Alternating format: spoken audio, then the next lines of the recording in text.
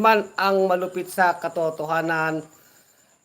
Ito nga, pag-usapan natin itong mga natimbog na mga alagad ni Kibuloy. Ito maikling komentaryo lamang. Nag-iisip tayo ng senaryo ngayon. Ano yung mga pwedeng senaryo dito sa mga nahuli, mga natimbog na mga alagad ni Kibuloy dyan sa Davao.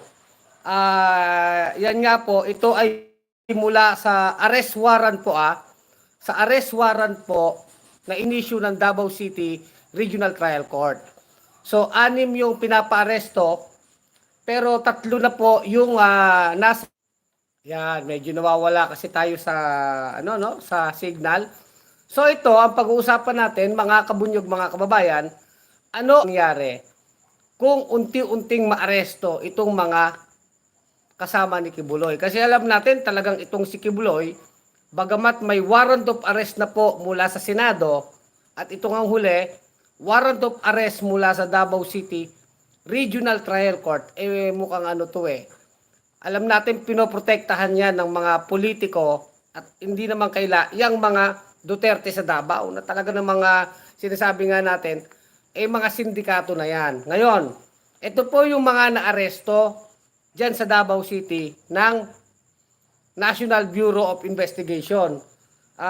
Itong si Crescente Canada, kasama sa kaso ito ay driver bodyguard ni Kibuloy. So, close-in bodyguard ito. So, ito pala at nagtataka tayo dito. Ito barangay captain po. Barangay captain ng barangay, Tamayong, Davao City. Kaya matindi barangay captain na alagad ni Kibuloy. So, naaresto na ito, driver bodyguard, Crescente Canada. Yung isa pa po, si Pauline Canada, ito naman mga sumuko, tsaka si Sylvia Semañez, sumuko daw, sabi. So itong Pauline Canada, ito yung Chief Financial Officer naman ni Kibuloy o ng kulto niya. So ngayon, 3 ito na natimbog na. Ngayon meron pang 3 na hindi. Itong si Kibuloy, tapos itong si Jacqueline Roy. Itong si Jacqueline Roy, ito yung namamahala sa Pastoral Department Ito yung binabanggit po ng babae na biktima na bugaw, kumbaga nagbubugaw-bugaw na yung mga babae, sige, magpagamit kayo kay Kibuloy, anak yan ng Diyos. Ito po yan, Jacqueline Roy na yan. So, isa pa po dito, si Ingrid Canada, hindi pa rin nahuhuli, nagtatago. Administrator po yan ng kulto ni Kibuloy. Ito po yung sinasabi na kausap ni Kibuloy nung pina-stop niya yung lindol. Itong Ingrid Canada na ito, mga kabunyog, mga kababayan. Ngayon, so 3 yung nahuli, possible ba, ang sinasabi natin dito mga kabunyog, posible ba na itong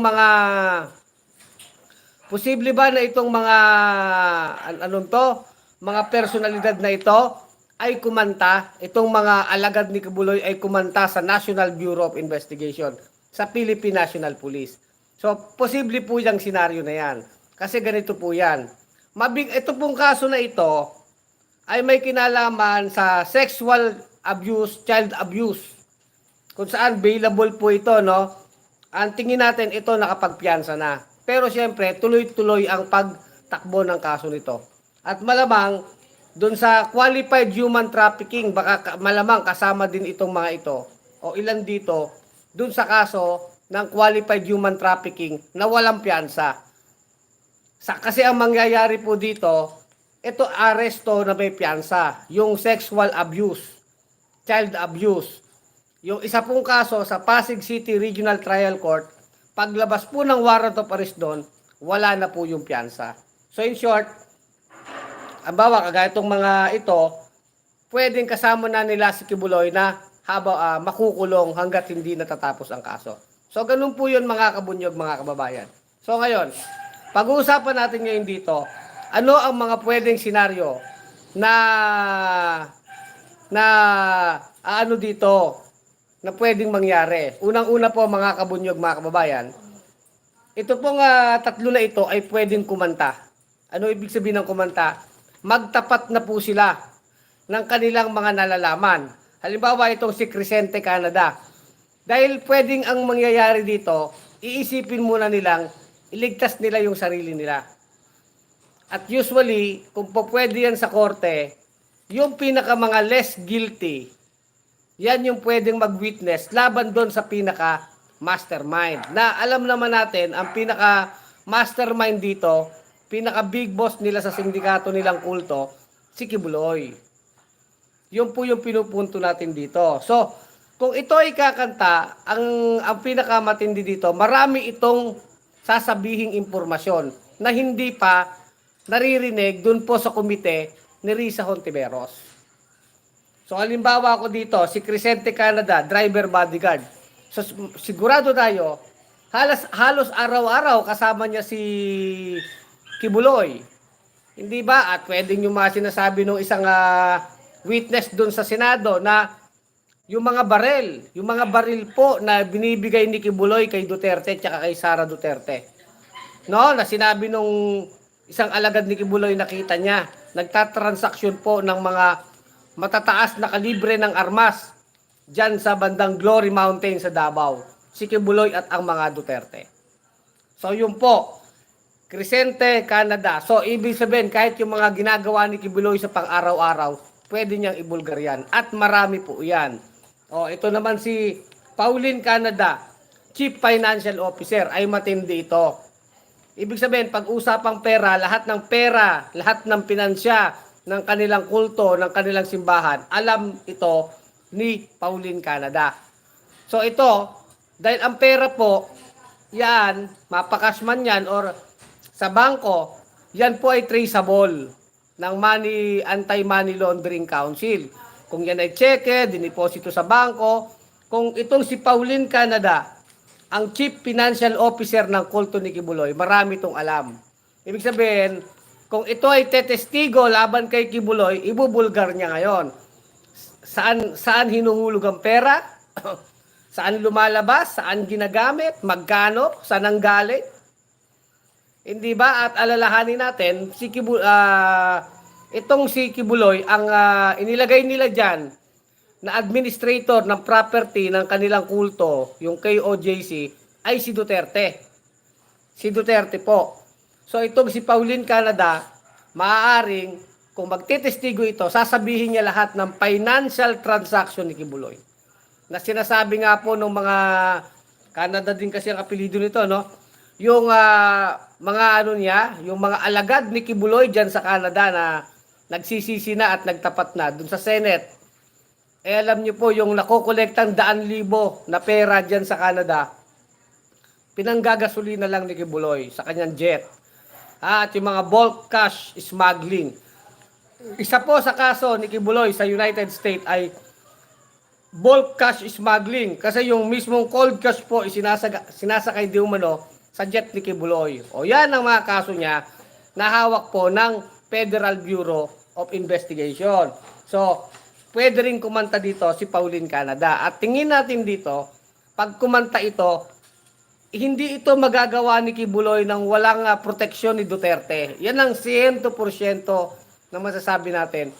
Ang pagka-close ni Duterte kay Kibuloy, para na itong magkapatid eh. At kitang-kita yan kasi halimbawa, dun sa property po ni Kibuloy, bakit hindi niya pinamahala yung mga properties na yan? Sa isa sa kanyang alagad na member ng kanyang kulto? Bakit kay Duterte na hindi naman official member ng kanyang kulto? Hindi ba mga kabunyog, mga kababayan? Bakit kay Duterte? Ibig sabihin, hindi yan normal, hindi yan regular. No? At alam nyo, yung report ng mainstream media, ng Rappler, makikita nyo, madami po nag-report, meron pang mga mansyon, mga mamahaling property si Kibuloy dyan sa Las Vegas. May mga property po siya na mga millions of dollars ang halaga, yung kanyang jet. So, itong si Pauline Canada, ang nakakaalam niyan, yung Chief Financial Officer. Kaya kung itong si Pauline Canada ay talagang magtatapat, mga kabunyog, mga kababayan, ay pwedeng mabababa ang kanyang parusa, pero isasabit niya na yung lahat ng may kinalaman dito sa sindikato na ito. Yun po. Ito namang si Silvia Camares, sabi ito yung coordinator. Ngayon, kung mahuli pa itong si Jacqueline Roy, pwede rin ito na magtetestimonya. Itong si Jacqueline Roy, another pastoral department. Alam niyo yung namamahala ng pastoral. Alam niyo mga kabunyog, mga kababayan, yan nga yung pinag-uusapan dun sa committee hearing ni Senador Risa Hontiveros eh. Ang sinasabi ni dun sa committee hearing, yung pastoral department na dyan, nandyan yung mga babae na gusto ni Kibuloy na pinagnanasaan na inaasawa po ni Kibuloy. Ayun ang testimonyo ng babae. Pag trip ni Kibuloy yung babae, inaasawa niya, ang tawag po doon pastoral. Kumbaga spiritual wife. At meron silang tinatawag na night duty. O ito po yung Jacqueline Roy na yan. Ito yung parang sinasabi ng babae, parang bugaw. Bugaw department. Siya yung nagsasabi na, kayo na mga babae, mga gagalawin kayo ni Kibuloy. Swerte kayo kasi gagalawin kayo ng anak ng Diyos. O hindi ba? Jefferson Chiyoko, good evening sir. Talagang, Renz, good evening po Kabunyog. I-share natin itong ating vlog, hindi ba? Ang sinasabi natin dito po sa mga nahuli na ito, pwede itong kumanta. At pwede kasi ang mangyari para maengganyo itong mga taon to na lumantad. Kasi sasabit na sila, wala silang lusot dito. Kasi ang sigurado tayo, marami pang mga biktima ang magte-testify. Hindi lang po sa Senado Siyempre hawak yan nila Senador Risa Hontiveros. Darating ang panahon, yung mga witness ni Senadora Risa Hontiveros sa kanyang komite, siyempre pumirma ng mga apidabit yan. Yung mga apidabit na yan na ginawa sa Senado, yan under oath po yan Pwede yan maging ebidensya sa korte. Pwedeng maging ebidensya yan sa korte. Yan na yung hinahanap nila Kibuloy na sinasabi nila nga hindi naman daw korte ang Senado. Pues ito na po yun. Kaya lang, bukod sa mga complainant, kasi ang sigurado tayo dito, magkakakilala yung biktima at itong mga staff ni Kibuloy. Dahil ito yung binabanggit ng mga tao Ito yung binabanggit ng babae na ni-rape. Itong Jacqueline Roy na ito.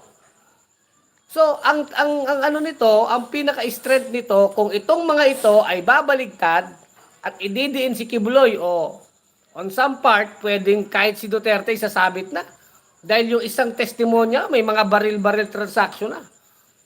Hindi ba? At pwedeng kahit pera, money laundering. Posible rin kasi na may mga perang galing kila Duterte Maaring yung mga kinurakot nila sa gobyerno, nabibigay kay Kibuloy.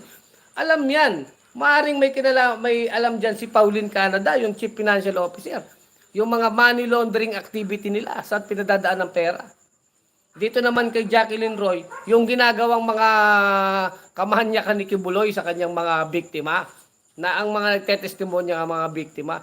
Ito yung nagsasabing, maligo kayo, magpabango kayo. Maswerte kasi yung gagamitin kayo ng anak ng Diyos. Aasawahin sila ng anak ng Diyos. Parang ganong katindi yung pagbe-brainwash yung pambubugaw po. Ang tawag natin dito, pambubugaw na kademonyohan Hindi ba? Neil Cabuenos, good evening Kulex, watching from Samar. Salamat Neil Cabuenos. Yung po.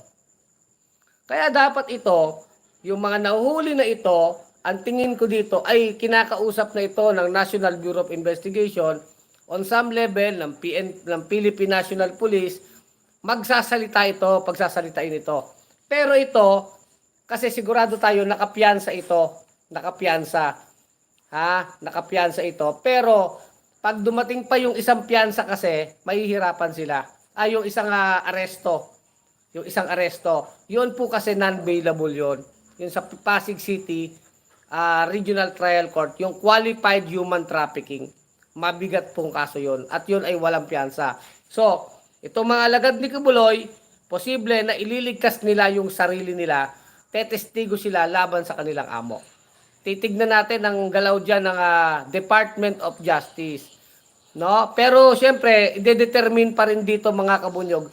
Hindi naman basta-basta Pero kung talagang tulad level na na sila, main actor na sa krimen. Ibig sabihin hindi mo na masabing accessory sila or sabit lang, kundi sila na mismo yung mga main actor. Hindi yun po pwede. Pero possible talaga na makakuha ng maraming impormasyon ang mga prosecutor dito sa mga nahuli na ito. Siyempre, meron itong mga abogado. May mga abogado ito. Pero pag tumatagal yan, na alam nilang makukulong sila, sasabit sila, pwedeng sa bandang huli sila ikakanta. Di ba mga kabunyog, mga kababayan? So, itong si Ingrid Canada naman, ito yung administrator. Ito naman po yung laging, siyempre administrator yan. Alam niya lahat ng nangyayari sa kulto. So, kaya ito, sabi natin, kultong sindikato ito. Pag ito na-aresto, sana kumanta ito at idiin nila yung dapat idiin. Ano? Yung po yun, mga kabunyog, mga kababayan. So, hopefully, talagang hindi na po ito palampasin ng gobyerno.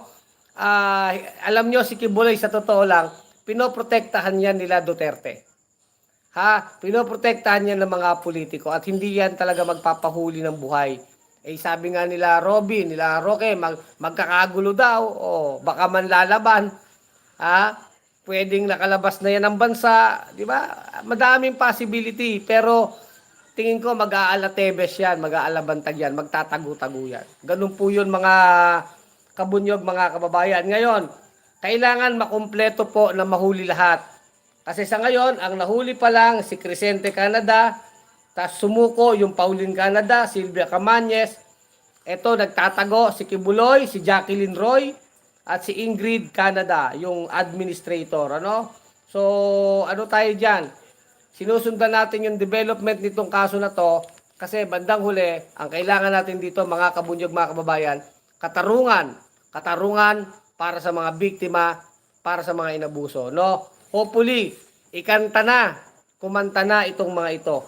Kumanta na sila para talagang total wala naman silang lusot, wala na silang lusot. Sinasabi nga ng DOJ, matitibay yung mga ebidensya nila. Sinabi yan nila Boying Rimulya.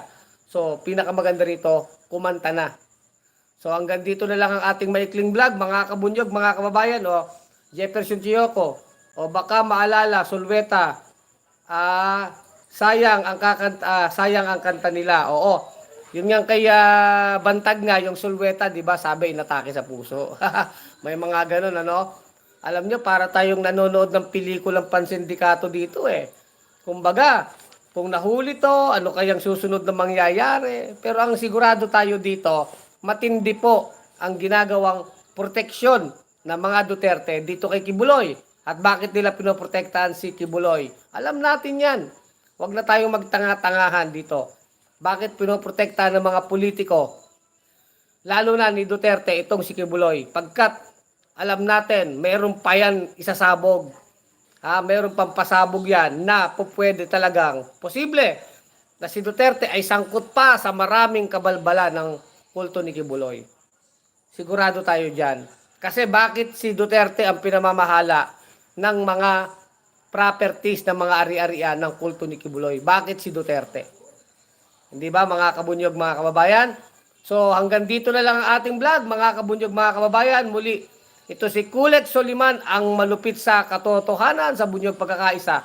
Mga kabunyog, mga kababayan, tuloy ang laban. Bunyog, bunyog, halikan na kasama ka. Bunyog, kapag buklod ay may pag-asa. Luzon, Visayas, Mindanao, isa ang pananaw. Sa bagong Pilipinas ang bunyog isisigaw. Bunyog.